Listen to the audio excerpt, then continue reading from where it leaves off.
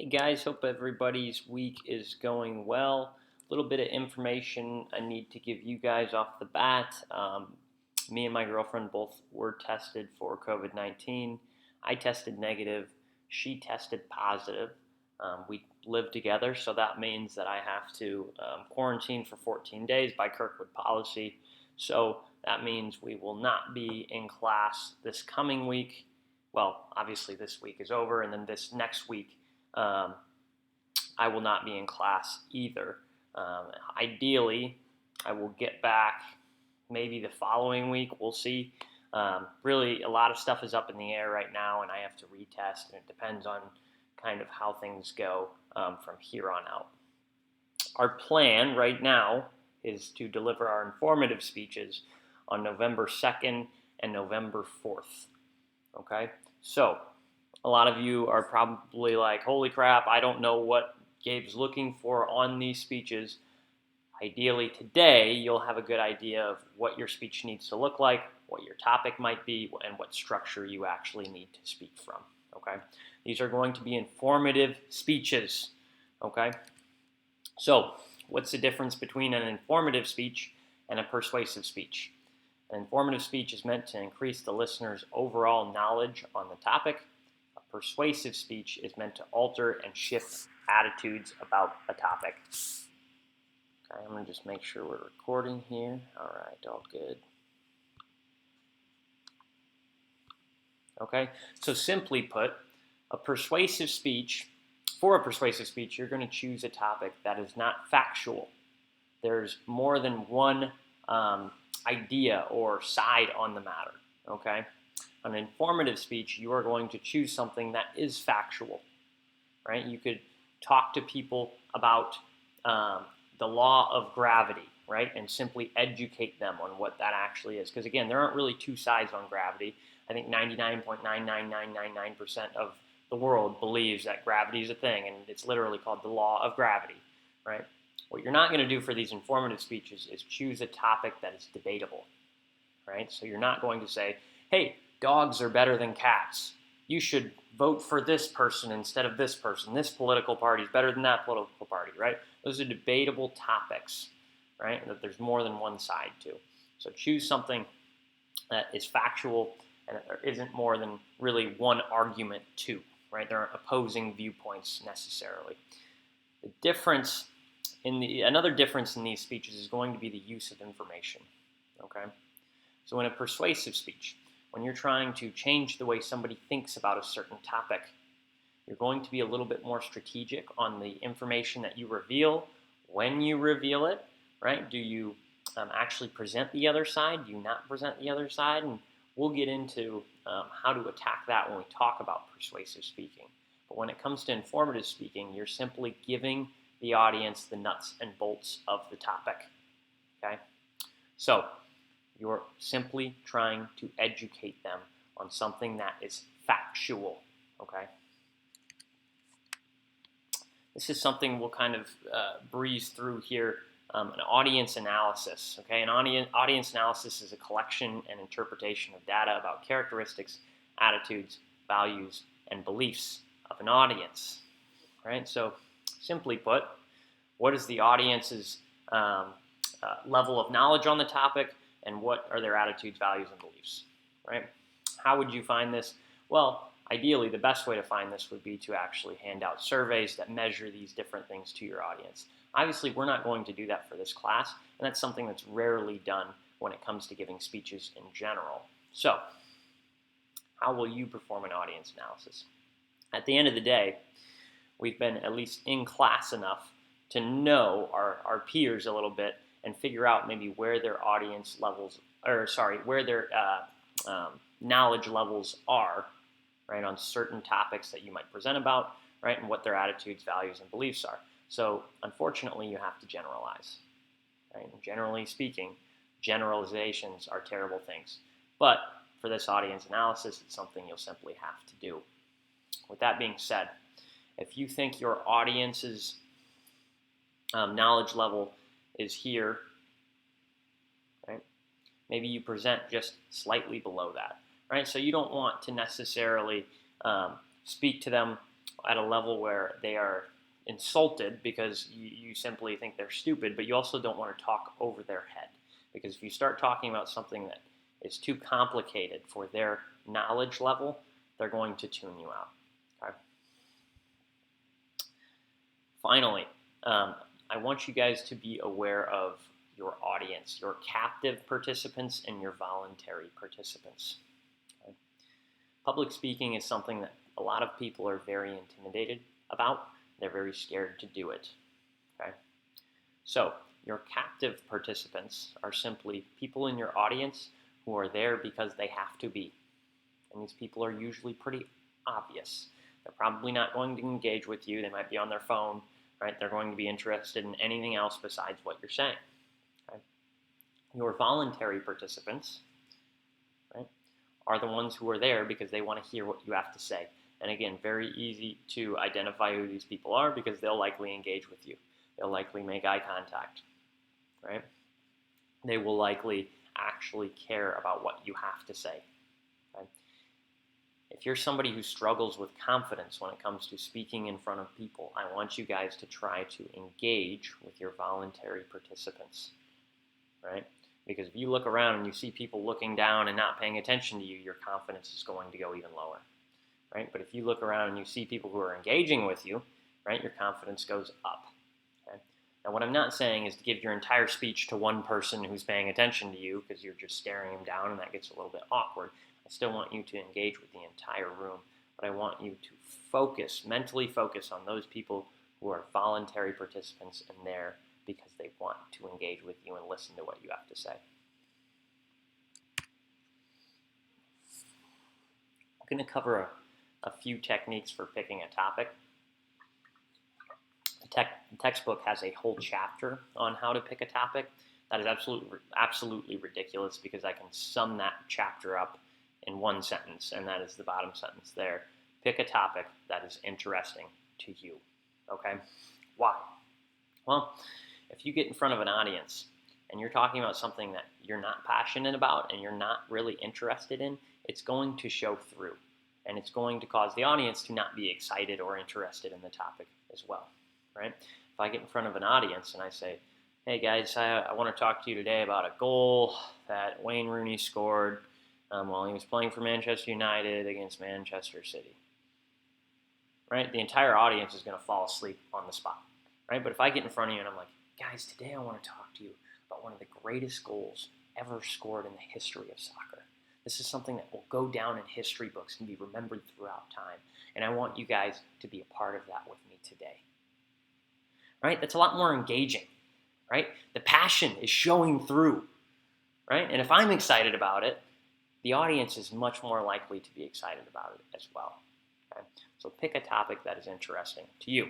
If you're somebody who is having trouble picking a topic, right, here's 3 techniques you can use. Number 1 is called self-inventory, and this is the technique that I would recommend for you guys. This is where you simply take some time, you write down every topic that you are interested in and know a little bit about. Okay? Why? Well, again, pick something that's interesting to you. You'll be more passionate about it. And pick something you know a little bit about. It actually cuts down on the amount of research that you have to do. Okay? Second technique, internet searches. I'm not a big fan of simply going to Google and figuring out your topic that way, typing in popular informative speech topics, simply because I've heard all these topics a million times. They've been done over and over and over again, and naturally, I tend to start comparing you to the best ones I've heard on those topics, right? So I've heard a million people get up here and talk about global warming, right? If you're somebody who's passionate about global warming, you should do it, right? Talk about it, absolutely, right? But I would steer you towards something that's a little bit more unique, right? Something that you can make your own a little bit better, okay? Number 3 is brainstorming. A true brainstorming session, you put a specific amount of time on the clock, whether it's 5 minutes, 10 minutes, and you write down any idea that pops into your head. You don't stop to think about feasibility, whether it's realistic. You just are writing things down. So if you say, well, I'm going to talk about how I went to the moon for my informative speech topic, you don't stop and think, oh, I didn't actually go to the moon. You just write that down. Right? When that timer's up, then you go back through and you start to discuss the feasibility of each one of these, right? Well, does it make sense to talk about this? How would I actually do it? Right? That's what a true brainstorming session should look like. Okay. But again, at the end of the day, pick something you know a little bit about and that you're interested in, right? So that passion shows through. So how do we shape an informative speech topic? Okay. This is information you guys are going to need to know on this slide for your speech outlines, okay? Which we will talk about when we get done with this chapter. So the general purpose of your speech is determined by the type of speech that you are giving. So if I'm giving an informative speech, my general purpose is to inform. If I'm giving a persuasive speech, my general purpose would be to persuade. Right? So your general purpose is determined by the type of speech you're giving.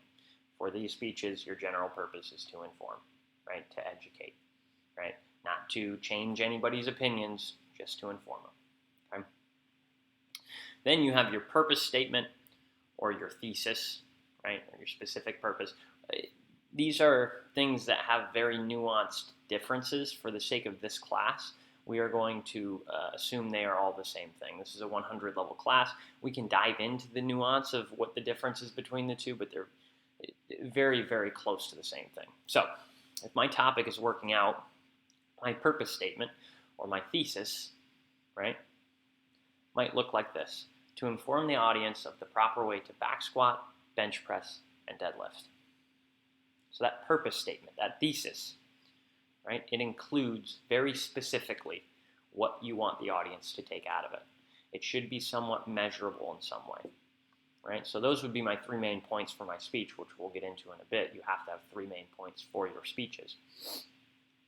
But at the end of the speech, right, I could actually get done with it and say, hey, Hannah, what's the proper way to back squat, bench press, and deadlift? And ideally, she could either properly demonstrate those 3 things to me, or she could repeat back the proper way to actually do it, right? So I could measure, right? Did I do a good job? Did she actually learn about what I was talking about, right? So your purpose statement should be measurable in that way, okay? Okay, we're going to dive into the components of the speech here. These are very, very important, okay?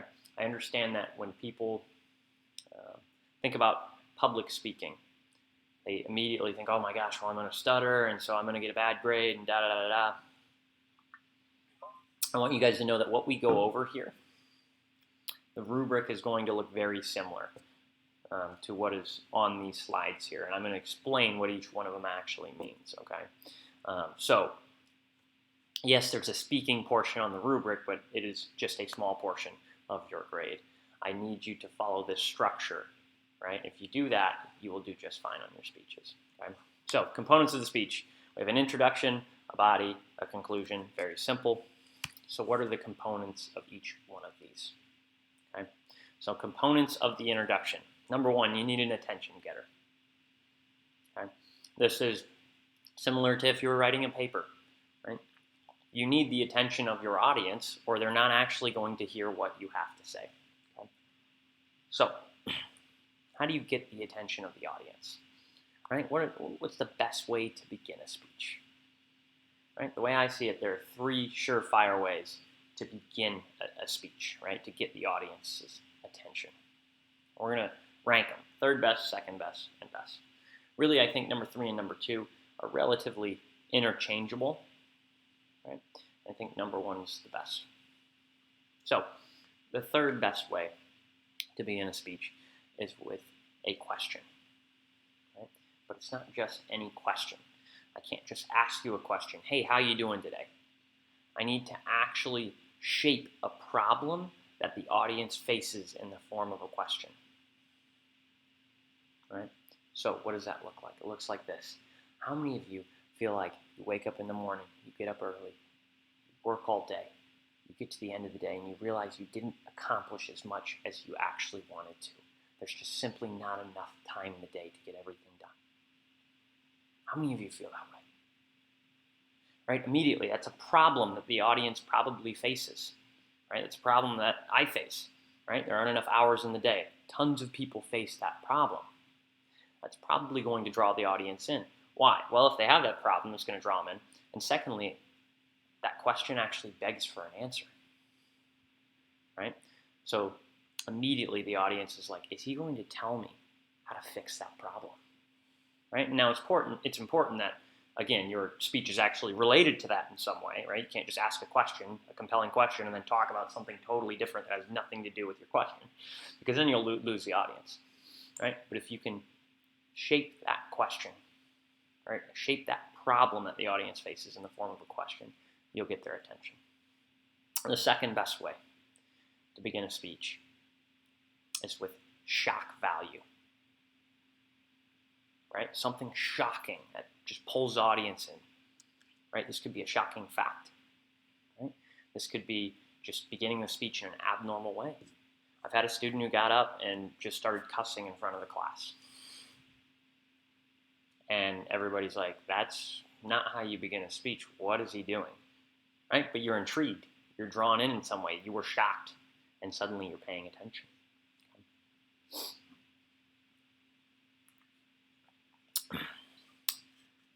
The best way to begin a speech. What's the best way to get somebody to listen to you? If you guys have younger siblings, children, nieces, nephews, whatever, right? I have a nephew who's maybe 9 years old now. He'll be 10 coming up. He's getting a little bit old for this, but when is he listening the best? Right? When is he listening the best? He's listening the best when I say once upon a time. Once upon a time.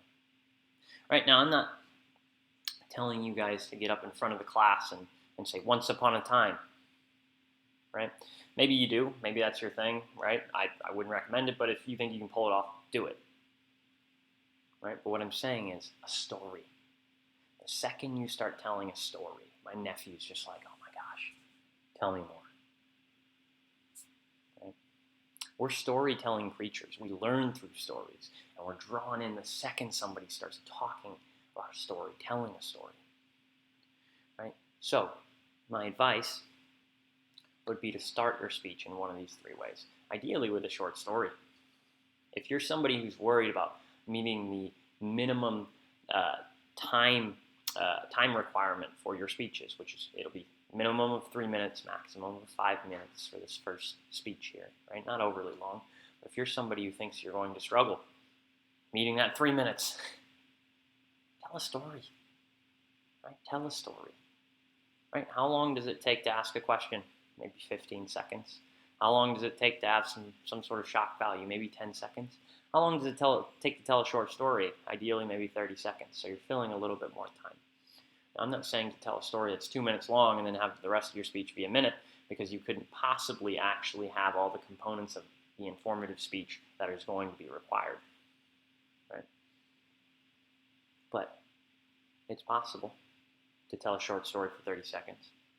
Speak for 2.5 minutes about what you're going to talk about, right? And it's important that your story has something to do with your topic, right? Again, you can't ask an unrelated question, all right, or tell an unrelated story, or have some sort of shocking fact that has nothing to do with your topic, because you'll lose the audience in that way. Okay.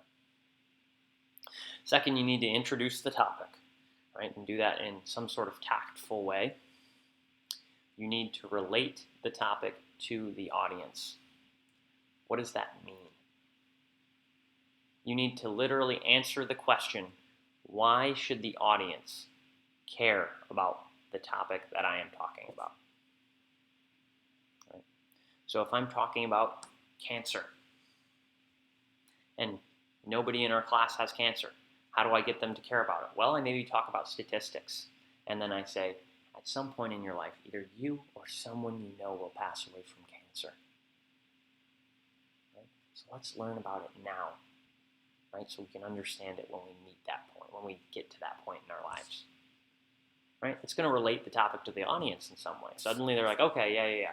This will affect me at some point down the road, right? So you're relating that topic to the audience. Then you need to develop credibility on the subject. I would like you to literally have some sort of credibility statement. Meaning, if I'm going to talk about working out, and I was a Division I athlete, and I now play semi-professional soccer, right? It might be something that gives me a little bit of credibility, right? If I'm going to talk about bodybuilding, right, and I've been lifting weights for 10 years, again, that might be something that's important to mention. So you can demonstrate involvement in your topic in some way, right? That develops credibility. I understand that this is a 100 level class, and because of that, not a lot of us are experts in certain topics, right, or in any topic.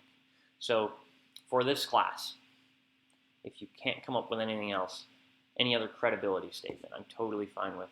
I researched this topic for X amount of hours. That's enough credibility for this class. Okay. Then finally, you need to preview your main points. Okay. Somewhere in your introduction. And keep in mind, these don't have to go in this order. Attention getter, introduction to the topic, relate topic to the audience, credibility statement, preview the main points. I mean, it's the way I think they flow together the best. I highly, highly encourage you to start with the attention getter, right? Because generally you have a small window to gain the attention of the audience. But if you mix these around a little bit, right, and you introduce the topic, and then you have your credibility statement, and then you relate it to the audience, either way, it's totally fine, right? So how do you preview your main points? This should be really, really simple, right? All you have to do is say, today, I'm going to talk to you about insert main point 1, main point 2, main point 3. So this takes us back to this purpose statement, right? Today, I'm going to inform you on the proper way to back squat, bench press, and deadlift, right? That would be previewing my main points, right? Letting the audience know, hey, here's what we're going to talk about in the speech. These are my 3 main points. Okay? And that'll wrap up your conclusion. You'll transition into the body. The components of the body are relatively simple. You must have 3 main points, not 2, not 4, not 1, not 5, not 0, not 6. 3. If you don't have 3, you will lose points for that. You must have 3 main points. Okay. Then you need to support each one of your main points. Okay. So what does that mean? What does that look like? Well, you could talk about statistics. You could tell a short narrative, right, about somebody who back squatted and saw gains from it and somehow became stronger and developed their self-confidence in some way, right? You could actually demonstrate how to do those proper lifts, right? The back squat, the bench press, and the deadlift, I think were the 3 I said, right? You need to support those main points, okay? Then, once you're done with your first main point, right, or your second main point, you need a transition statement. What is a transition statement? A transition statement is something that takes you from one main point to the next. Okay? So, how do I get from one main point to the next? If I'm talking about back squatting, and next I'm going to talk about bench press, right? I might attack it this way. Now that you've made it to the gym, you've completed your sets on back squat, and you've exhausted your legs, it's time to move into your chest. Let's talk about the bench press. Right? That's a clear transition from we were talking about this, now we're talking about this. Okay? We were talking about this main point, now we're talking about the next main point. 1 second, I'm going to plug my computer in here. Battery's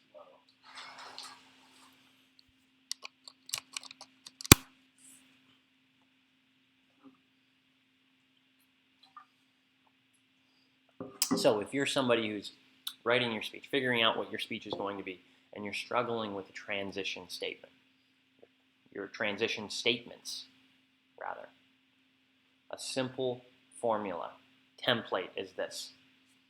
Now that we've talked about insert your previous main point, let's talk about insert your next main point. Right? That's simple. Easy, clean transition. Now that we talked about this, let's talk about this. Right? Clearly signals to the audience, we finished talking about this main point, now we're talking about the next main point. Okay? So those are the components of the body of your speech.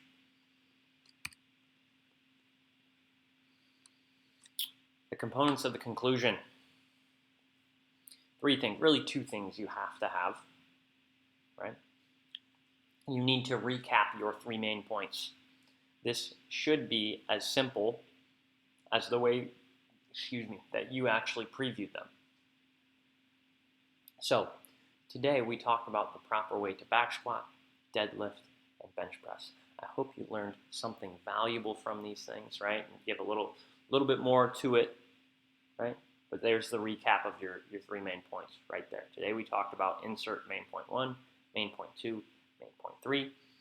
Obviously, in the conclusion, you should start signaling to the audience that the end of the speech is near. You do this in 3 ways. 1 is the words you use. So when you start to recap your 3 main points, right, that should signal to the audience, hey, he's coming towards the end, right? Some people might say words like in conclusion to wrap things up, right? It signals to the audience, hey, the end of the speech is near. And then also the tone and the volume, your tone and volume of your voice should also signal to the audience that the end of the speech is near. You also need to leave the audience with a lasting impression. What does that mean? That means you're giving the audience something they will remember after you walk off the stage. After your speech is over, they will still remember this thing, this piece of information that you gave them, or something that you said. Right? Now, I don't want a whole bunch of new information inserted into the conclusion. Right? Ideally, you're simply reviewing some information by recapping your main points, right? And you're giving some final anecdotal. Right? So if I'm talking to a room full of aspiring professional athletes, talking about the proper way to back squat, bench press, and deadlift, right? How do I leave the audience with a lasting impression? It might look like this. We've talked about the proper way to back squat, bench press, and deadlift. If you can perform these 3 lifts successfully, you will become stronger and faster and more mentally tough as you put your body under stress. If you continue to do this and follow a regimented workout program, you can accomplish your goals and become a professional athlete. Right? That would probably stick with the audience, right? Because if their goals are, boom, I want to be a pro athlete, and I tell them, if you do this, you can accomplish that, right? It's going to stick with them. It's going to leave the audience with some sort of lasting impression. Okay? So figure out what that looks like for your topic. Right? If I'm talking about cancer, right, I might wrap it up with repeat a statistic maybe that I said in the introduction and say, don't be one of these people, right? Now, if you are one of these people or someone you know is one of these people, you know how to better tackle this problem and you know what it's going to look like. Right? It puts them in the situation. And again, that's an impression that is going to last with the audience. And then finally, if you don't know how else to signal that your speech is done, simply thank the audience. Right? Thank you. Boom, you're done. Right? That's simple. Again, one more time. The rubric for your informative speeches are going to look very similar to this. And they will be graded out of 4. So attention getter, if you have an effective attention getter, a really good attention getter, you get a 4. You had a decent one, you get a 3. Wasn't so good, you get a 2. You didn't have one, you get a 1. Right? And we'll go through it. Did you introduce the topic effectively? Right? Did you relate the topic to the audience? If you did a good job, again, a really good job, you get a 4. Right? Did a decent job, you get a 3. Did not so great job, you get a 2. And if you didn't do it, you get a 1. Okay? That's the way the rubric will work. You had 3 main points. Right? They were clear, obvious, and well-defined. You get a 4. Okay? They weren't so obvious. You maybe get a 3. You didn't have 3 main points. You had 2 or 4. You probably get a 2. Okay? Did you support each main point well? Right? Did you have transition statements? Were they effective? Right? Did you recap your 3 main points? Did you leave the audience with a lasting impression? Right? The rubric is going to look very, very similar. Okay? So, build your speech in this way. Build your speech to match these components. If If you do that, you will do very well. Okay. Moving on. This is some advice that the book gives when it comes to preparing and developing an informative speech. So, the first piece of advice they give is develop a need for the information. Right? This goes back to relating the topic to the audience. Right? Why should they care about it? Why do they need to know this? Right? The book says repetition can be useful. I would steer you guys away from repetition. Generally, if you're a beginner when it comes to public speaking, focusing on repetition can throw you off. It might feel odd, right? There are some more advanced public speakers who have used repetition to be very, very effective. If you think about Martin Luther King's I Have a Dream speech. I have a dream, this. I have a dream, this. I have a dream, this. Right? And this repetition just boom, boom, boom, over and over again. And it really drove home his point. Right? It's something that can be useful. But again, if you're not an advanced public speaker, I would steer you away from it. Okay? Use advanced organizers. What does that mean? That means we're signaling what is coming next in the speech. How do we do that? Well, we do that 2 ways. Well, really 3 ways. We do that with the preview of our main points. Right? Here's what we're going to talk about. Right? Maybe your attention getter also signals what's coming next, because ideally your attention getter should have something to do with the topic. Okay? When you introduce the topic, right, you're signaling what is coming next. Also, through your transition statements. Right? Now that we talked about this, let's talk about this. That's what's coming next. And then finally, when you get to the conclusion, right, you're signaling the end of the speech is near. Right? So you're using advanced organizers in all these different ways. Okay? Choose your language carefully. Use concrete words and be descriptive. Right? Use concrete words and be descriptive. Book says definitions can be useful. I'm not a big fan of giving definitions. I will give you guys definitions simply so that we are all on the same page and we know we're talking about the same thing moving forward. But if you get up there and start giving 5, 6 different definitions, it's boring. The audience tunes out. Okay? And then they talk about showing contrast. They talk about synonyms and antonyms. Synonyms, what are synonyms? Synonyms are different words that mean the same thing. So maybe giant and enormous, right? Those would be synonyms. Antonyms are words that mean the opposite thing. So good and bad would be antonyms. Right? Big and little would be antonyms. Right? The book says we should strive to use synonyms and antonyms in our speeches. This becomes a little bit dangerous. Right? I've said in class that I believe intelligent people take complex topics and make them simple. Right? And I've talked about how a lot of academics take simple concepts and make them complex, which is the opposite of what we want to do. Right? So a lot of times what happens is academics, they want to sound smart. They just want to sound smart. So they throw out this word and this word and this word and this word. Right? And they're all synonyms. Right? They mean the same thing. And you risk actually confusing your audience when you do that. Right? So if you're going to use these synonyms and antonyms, make sure, right, you're not just doing it to show you have a colorful vocabulary, but you're actually using words that the audience is going to understand. Right? We want to actually be smart, not just sound smart. Okay? And then finally, speak to your strengths. I know a lot of you, again, are beginner public speakers. So you maybe don't know what your strengths are yet. But when you figure that out, you can start to speak to them. Okay. I had a student who literally wanted to be a comedian and had done stand-up.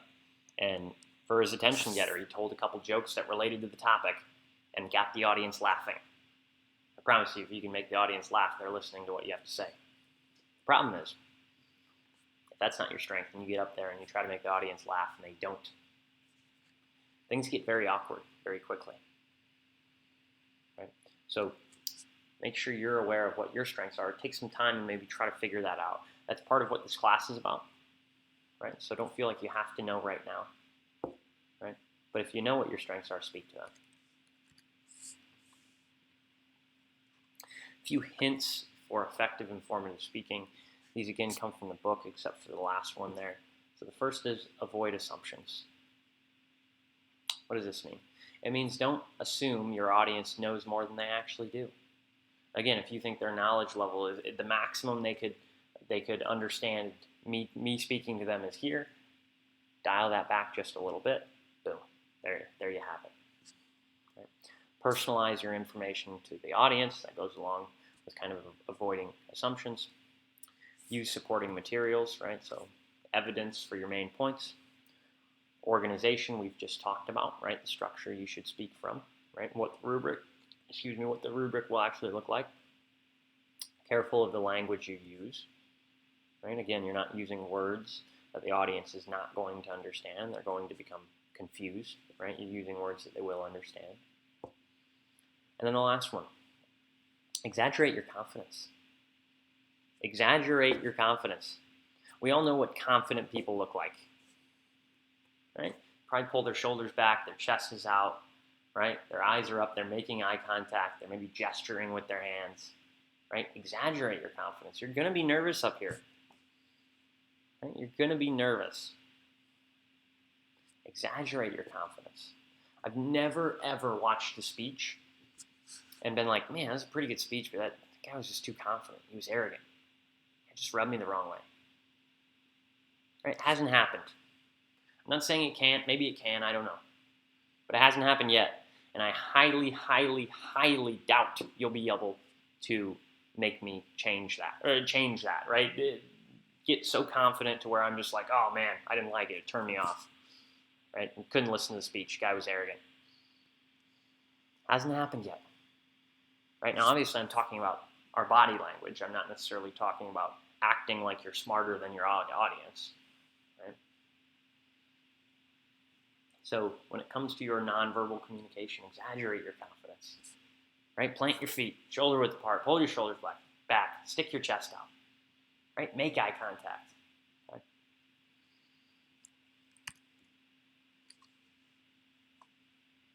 That is all I have for you guys for chapter 11. Next week, we will tackle how to actually manage our anxiety when we're speaking in front of people, as well as what our research should look like for our speeches. So if you guys have any questions, absolutely reach out to me. I'll be as responsive as I can. I will also keep you guys updated on what's going on with the COVID-19 situation. Ideally, I'll be back in 2 weeks, but we will see. Have a great rest of your week and enjoy the weekend.